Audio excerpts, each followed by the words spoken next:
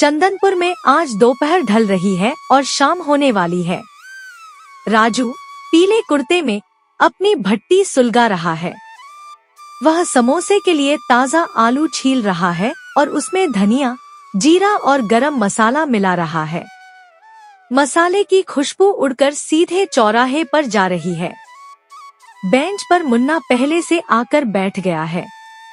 वह राजू को आलू छीलते हुए बड़े ध्यान से देख रहा है, जैसे कोई साइंटिफिक रिसर्च चल रही हो। राजू भाई, आज आलू थोड़े बड़े नहीं काट दिए। समोसे में स्वाद तब तक नहीं आता जब तक आलू बिल्कुल मलाई की तरह मैश न हो। राजू मुस्कुराते हुए, मुन्ना भाई, तुम रोज आकर मेरी रेसिपी चेक करते हो, कभी पैसे भी एडवांस दे दिया करो। तभी जग्गा भाई अपनी जेब में हाथ डाले मटकते हुए आते हैं। आते ही वह बेंच पर ऐसे बैठते हैं जैसे गांव के प्रधानमंत्री वही हों। जग्गा, अरे मुन्ना, राजू के समोसों पर उंगली मत उठाओ। पूरे जिले में ऐसा समोसा कोई नहीं बना सकता। राजू भाई, आज कढ़ाई में घी थोड़ा ज्यादा डालना, हमारे पेट को हल्के समोसे हजम नहीं होते। राजू कढ़ाई में समोसे डालता है। तेल छन छन छन करने लगता है। समोसे धीरे धीरे तैरकर ऊपर आते हैं और सुनहरे होने लगते हैं। मुन्ना और जग्गा दोनों की आंखें कढ़ाई पर टिकी हैं। दोनों के मुंह से लार टपकने वाली है। राजू गर्मागर्म खस्ता समोसे परात में निकालता है। भाप उड़ रही है। वह 2 प्लेटों में 2-2 समोसे रखता है। साथ में तीखी हरी और मीठी लाल चटनी डालता है। लो भाई जग्गा जी, लो मुन्ना भाई, एकदम कड़क समोसे तैयार हैं। जग्गा समोसा उठाता है। गरम होने की वजह से वह उसे एक हाथ से दूसरे हाथ में उछालता है। फिर वह चटनी में डुबोकर एक बड़ा सा टुकड़ा काटता है। जग्गा मुंह में समोसा दबाए हुए, वाह राजू भाई, इस समोसे को खाकर मुझे अपने दादाजी की याद आ गई। उनके जमाने में समोसा 1 पैसे का मिलता था, पर साइज इतना बड़ा होता था कि पूरा परिवार अघा जाए। मुन्ना टांग खींचते हुए, हाँ जग्गा भाई, और तुम्हारे दादाजी उस समोसे को बग्गी पर लाद कर घर लाते होंगे, है ना? कुछ भी लंबी फेंकते हो यार। दोनों आपस में बहस करने लगते हैं और मजे में समोसे चबाते जाते हैं।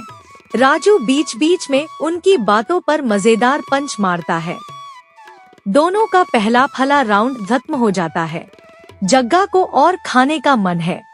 राजू यार, थोड़ा समोसे का जो कोना होता है ना, वो क्रिस्पी वाला, वैसे 2 समोसे और देना, और इस बार हरी चटनी ज्यादा डालना। मुन्ना की बातों से मेरा खून ठंडा हो गया है, थोड़ा तीखा चाहिए।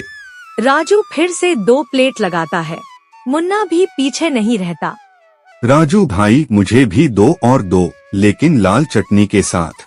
कढ़ाई के सारे समोसे बिक चुके हैं। अब परात में सिर्फ एक आधेरी समोसा बचा है। जग्गा और मुन्ना दोनों की नजरें उस इकलौते समोसे पर जम जाती हैं। जग्गा, मुन्ना तुम छोटे हो, बड़ों का आदर करो, यह समोसा मेरा हुआ। मुन्ना, जग्गा भाई, वजन देखो अपना, डॉक्टर ने तुम्हें तला हुआ खाने से मना किया है। यह समोसा खाकर तुम मेरी जान दांव पर नहीं लगा सकते, मैं खाऊंगा। दोनों समोसे की प्लेट के लिए झपटते हैं। तभी राजू चुपके से आता है।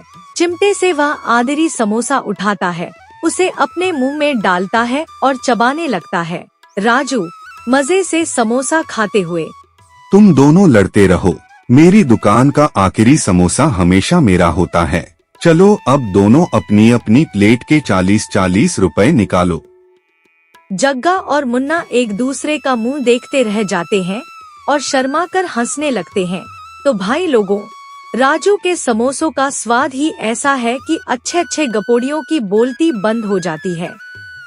लड़ाई झगड़ा छोड़ो, प्लेट उठाओ और आप भी खाइए गर्मागर्म समोसे।